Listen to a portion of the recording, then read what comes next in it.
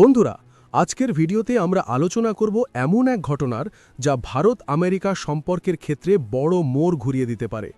ভারতের পণ্যের উপর ডোনাল্ড ট্রাম্প যে 50% শুল্ক চাপিয়ে রেখেছিলেন, এবার সেই শুল্ককে বেআইনি বলে দাবি উঠল মার্কিন সংসদেই। শুধু তাই নয়, অবিলম্বে এই শুল্ক বাতিল করার দাবিতে প্রস্তাব পেশ হয়েছে হাউস অব রিপ্রেজেন্টেটিভসে। কেন এই প্রস্তাব, কারা আনলেন, আর এর প্রভাবই বা কী হতে পারে, সবটা বিস্তারিত জানব এই ভিডিওতে। শুক্রবার মার্কিন সংসদের নিম্নকক্ষ হাউস অব রিপ্রেজেন্টেটিভসে একটি গুরুত্বপূর্ণ প্রস্তাব পেশ করা হয়েছে। এই প্রস্তাবে বলা হয়েছে, ভারতের পণ্যের উপর আরোপিত 50% শুল্ক আইনসঙ্গত নয় এবং এতে উল্টে ক্ষতি হচ্ছে আমেরিকারই। এই প্রস্তাবের নেপথ্যে রয়েছেন 3 জন কংগ্রেস সদস্য, ডেবোরা রস, মার্ক ভিসে এবং ভারতীয় বংশোদ্ভূত সাংসদ রাজা কৃষ্ণমূর্তি। ভারতের পাশাপাশি ব্রাজিলের পণ্যের উপরেও একই হারে শুল্ক বসিয়েছিলেন ট্রাম্প। এটাই এখনও পর্যন্ত আমেরিকার আরোপিত সর্বোচ্চ শুল্ক হার। আসলে শুরুতে ট্রাম্প প্রশাসন ভারতের পণ্যের উপর 25% শুল্ক আরোপ করেছিল, কিন্তু পরে বিষয়টি আরও জটিল হয়ে যায়।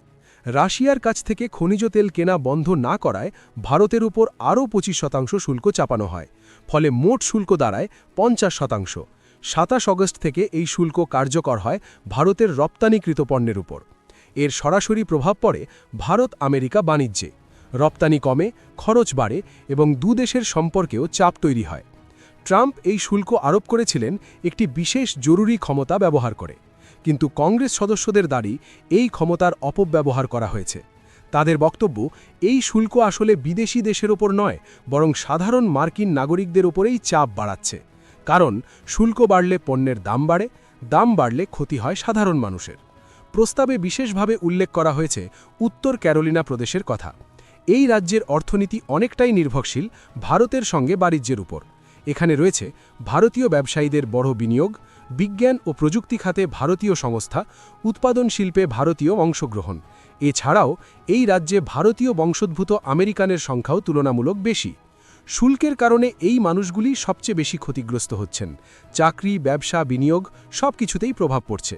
সংসদে বক্তব্য রাখতে গিয়ে কংগ্রেসম্যান রাজা কৃষ্ণমূর্তি বলেন, ট্রাম্প আরোপিত শুল্ক আন্তর্জাতিক বাণিজ্যের সরবরাহ শৃঙ্খল ভেঙে দিচ্ছে। এর ফলে মার্কিন কর্মীদের ক্ষতি হচ্ছে, খরচ বাড়ছে এবং শেষ পর্যন্ত লাভের বদলে ক্ষতিই হচ্ছে। তার মতে, এই শুল্ক প্রত্যাহার করা হলে ভারত আমেরিকা অর্থনৈতিক ও নিরাপত্তা সহযোগিতা আরও মজবুত হবে। সব মিলিয়ে বলা যায়, ভারতের ওপর আরোপিত 50% শুল্ক এবার বড় চ্যালেঞ্জের মুখে।